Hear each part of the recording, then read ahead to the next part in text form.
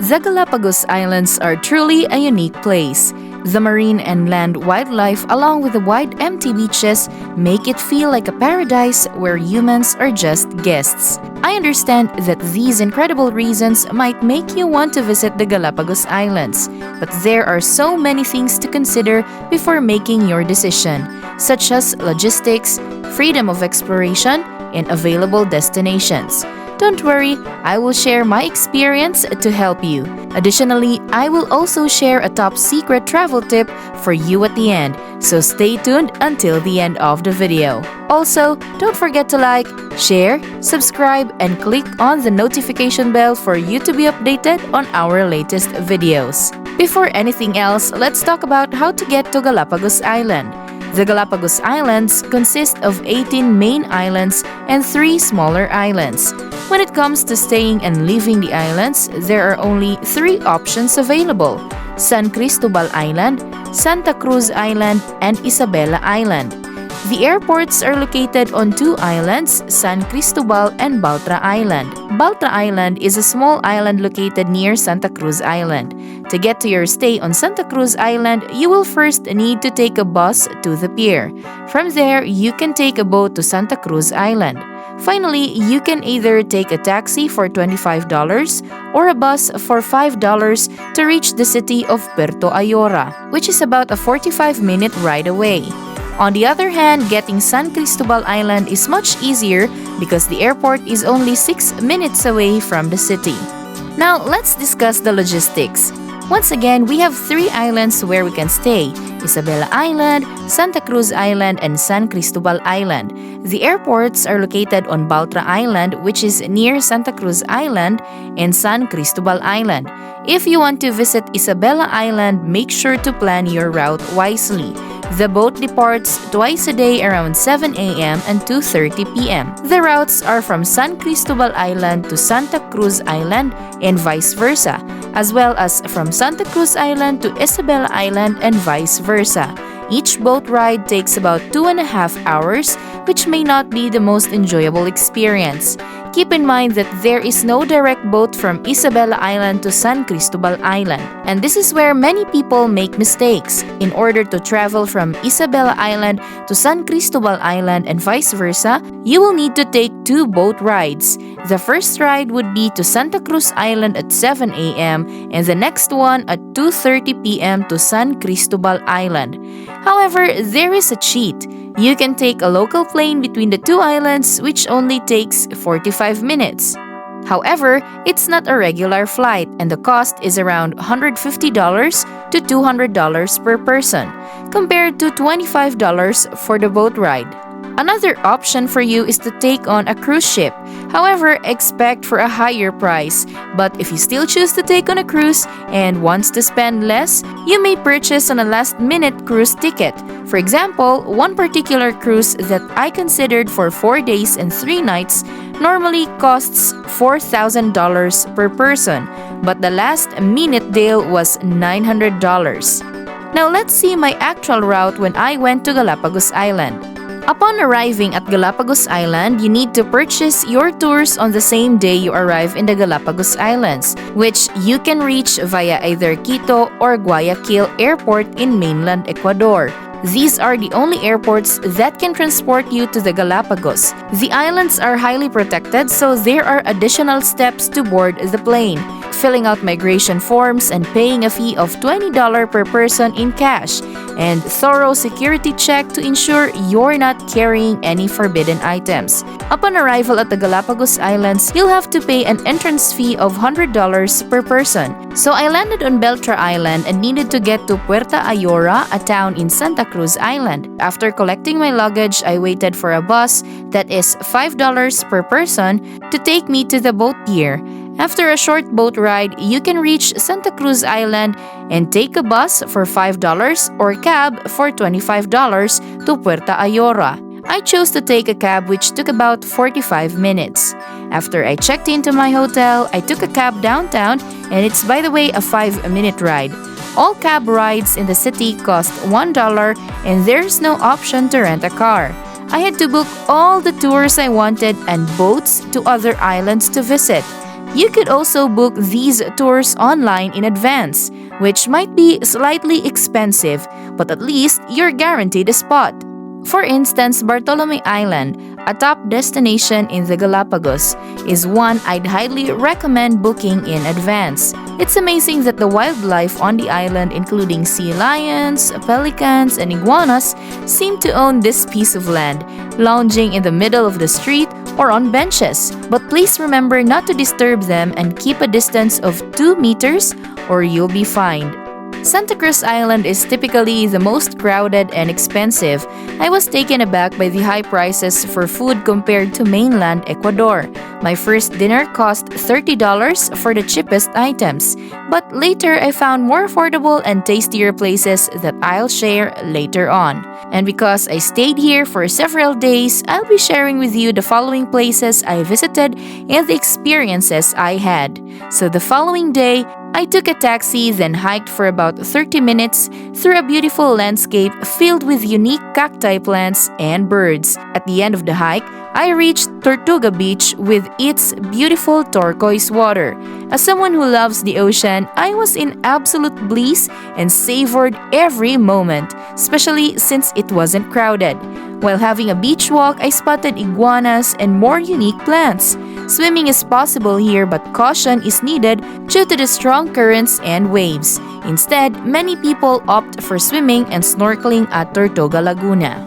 To visit Isabella Island, we need to ride a speedboat. You have to arrive at the pier by 2 p.m., find your boat, check in, go through a security check, wait for a speedboat, and then endure a 2.5-hour speedboat ride, which can be quite uncomfortable for those prone to motion sickness.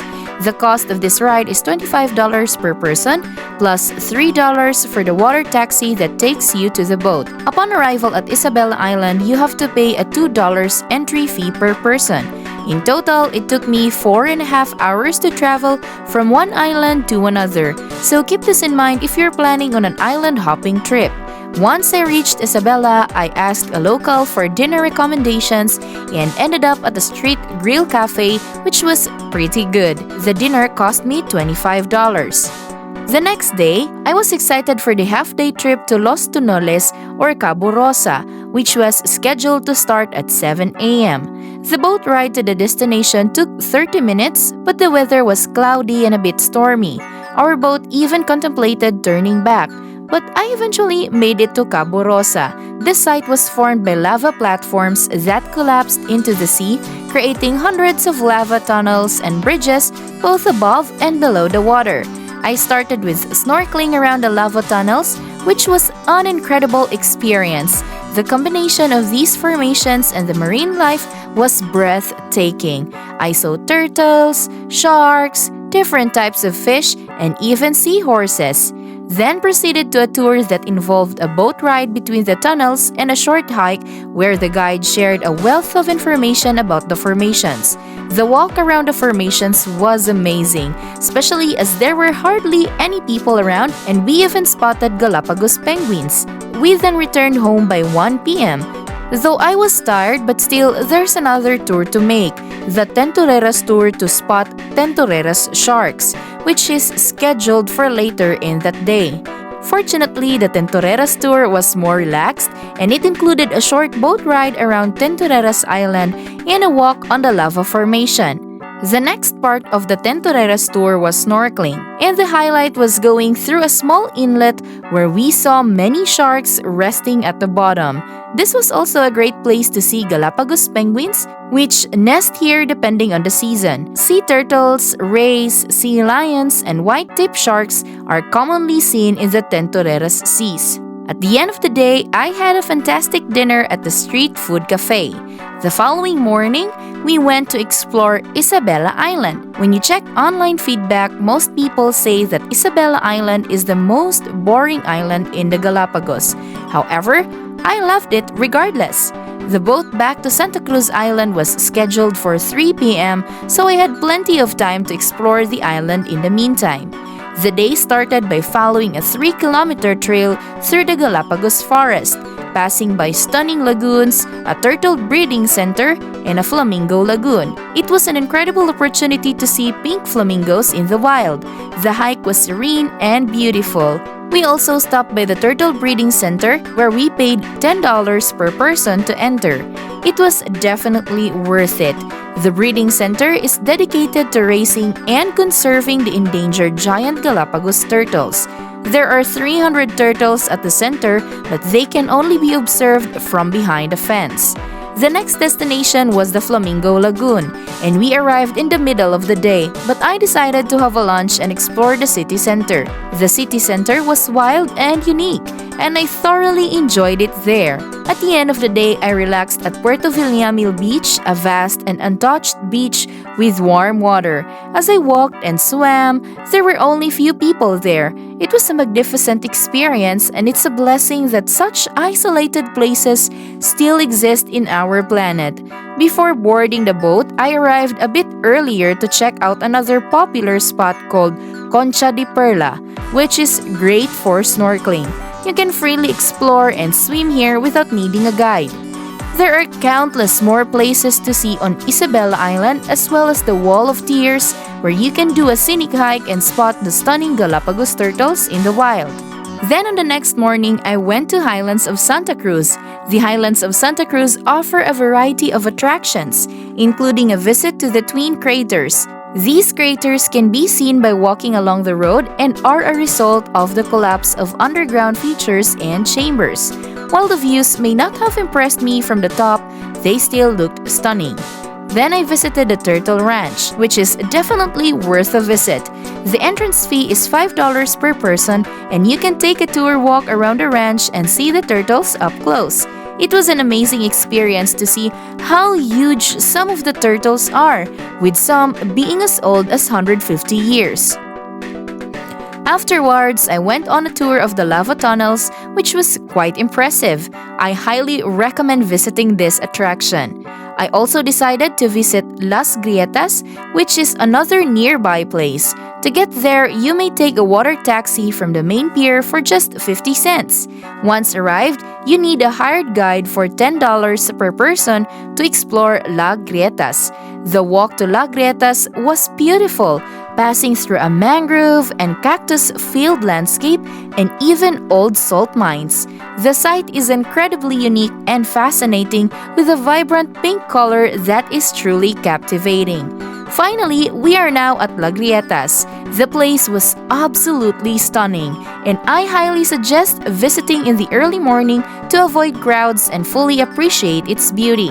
The site itself was stunning, with crystal clear water nestled between steep volcanic walls. It's a great place to swim, snorkel, or even go cliff diving. For dinner, I tried a popular local dish, brojo, which I highly recommend. The next day, I was blown away as soon as I set foot on Bartholome Island. The landscapes are unlike anything I've ever seen before. And you know what's really cool? The famous Pinnacle Rock. It's this massive volcanic formation that just stands out against the backdrop of the island. It's become such an iconic symbol of the Galapagos, and I totally get why. I climbed up this wooden staircase, and when I reached the summit, I was greeted with the most breathtaking panoramic views. The turquoise waters around the island, the volcanic landscapes, and the neighboring islands, it was like something out of a dream. The white sand beaches on Bartholome Island are so pristine and inviting, most especially in Sullivan Bay Beach. I spent some time just relaxing, soaking up the sun, and taking a dip in the crystal clear waters. I also had the most amazing bird watching tour on North Seymour Island, which is known for being one of the best spots to observe a wide variety of bird species in the Galapagos. I was able to spot iconic birds like the blue-footed boobies and frigate species.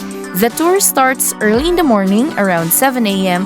with a 45-minute ride to Baltra Island, followed by another hour on a boat to reach the islands. As soon as we arrived, we were greeted by these incredible birds scattered all across the island. The landscape was so real. just like everything else in the Galapagos. The main goal was to see the famous Galapagos blue-footed boobies, and I was not disappointed. They were absolutely adorable, and we also had a chance to see many other bird species that I had never seen before in my life. The entire island felt like it belonged to the birds, and we had the opportunity to walk around spotting different species at every turn. I would definitely recommend visiting North Seymour Island, especially for bird enthusiasts. But I have to admit that the price was quite high at $145 per person. I purchased the tour on the island, which turned out to be cheaper than booking online. But I was fortunate to secure the last spot. It's worth noting that this tour is extremely popular, so it might be a good idea to book online in advance, even if it means paying a slightly higher price, unless you're not particularly interested in seeing all the different bird species. Next would be San Cristobal Island, that is known for its incredible wildlife, making it one of the best destinations in the world for nature enthusiasts. During my visit, we were surrounded by sea lions, and there were so many of them. They were absolutely adorable, although the smell was quite unique, to say the least. While some people found it a bit stinky, it didn't bother me at all. In fact, I loved hearing the sounds they made. We started the exploration by walking through the city center and then made our way to a couple of the island's beautiful beaches such as Playa Ora and Playa Man.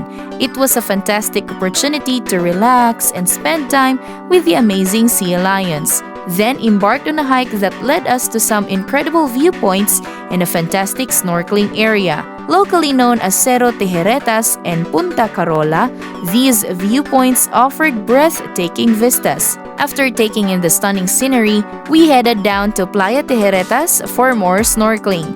The lagoon there was quite impressive, with numerous turtles and playful sea lions. I highly recommend checking it out.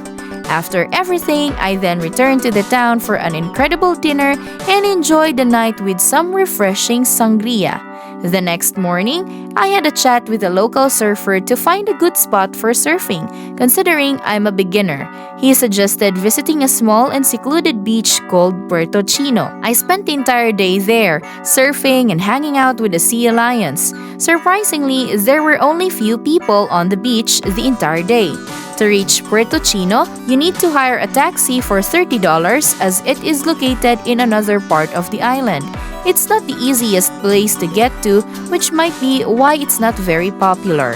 On the way to the beach, there were a few interesting spots to check out, like a biological reserve and another turtle range. Once we parked, there was a 20-minute hike. The beach itself was small and picturesque, and the water was pleasantly warm. It was truly amazing to chill out like the sea lions. I had the opportunity to surf alongside the sea lions. It was a lovely and laid-back day with the untamed beauty of the beach. On my last day in San Cristobal, I decided to take the most popular tour known as Tour 360. This tour is in high demand, so I highly recommend getting tickets in advance. The tour includes several stops along the way, depending on the season, with one of the highlights being the famous Kicker Rock. It is a comprehensive tour that offers a little bit of everything, including hiking, bird watching, beach relaxation, and even deep water snorkeling where you can spot hammerhead sharks. The tour started with a visit to Rosa Blanca, where we had the opportunity to spot various bird species, including the iconic blue-footed boobies. We then headed to Bahia Sardina for snorkeling. Although the water wasn't crystal clear, it still provided a chance to see stunning Galapagos rays. Seeing them in their natural habitat was a first for me. We also had the incredible opportunity to encounter sharks, turtles, and all the amazing creatures we had become accustomed to seeing around the Galapagos Islands. After that, I enjoyed some time at Cerro Brujo, which offered simply stunning photo opportunities. The landscape and surroundings were absolutely beautiful. Finally, one of the highlights of the tour was Kicker Rock. This vertical cone formation rises over 153 meters above the water. While snorkeling around Kicker Rock, we had a chance to see sea turtles, rays, Galapagos sharks, tropical fish, and with a little luck, even hammerhead sharks. In my opinion, the Tour 360 is a must-do in San Cristobal as it allows you to experience a bit of everything all at once. From hiking and bird watching to snorkeling with incredible marine life, this tour offers a comprehensive and unforgettable exploration of San Cristobal's natural wonders. And for my top secret travel tip, if you're a fan of snorkeling, I highly recommend taking Pinson Island Tour. It turned out to be one of the most amazing snorkeling experiences of my life, and possibly my favorite tour among all the Galapagos Islands. The water is incredibly clear, and there is an abundance of marine life to see up close. It was truly amazing to witness turtles, sharks, sea lions playing around, and a variety of fish creating beautiful formations in the stunning turquoise waters around the island. The snorkeling experience here was absolutely incredible, and it was only $90 per person since I booked it last minute. There was also a brief walk included to spot iguanas, but around 95% of the tour was focused on snorkeling, so it is important to keep that in mind. The Galapagos Islands truly have so much to offer. These islands cater to all types of travelers, whether you enjoy adventurous trips or simply want to relax and recharge on the beach. I would recommend experiencing a bit of both during your visit. That's about it for now. Thank you so much for watching and feel free to leave a comment. Don't forget to like, share, and subscribe. Until next time, happy travels!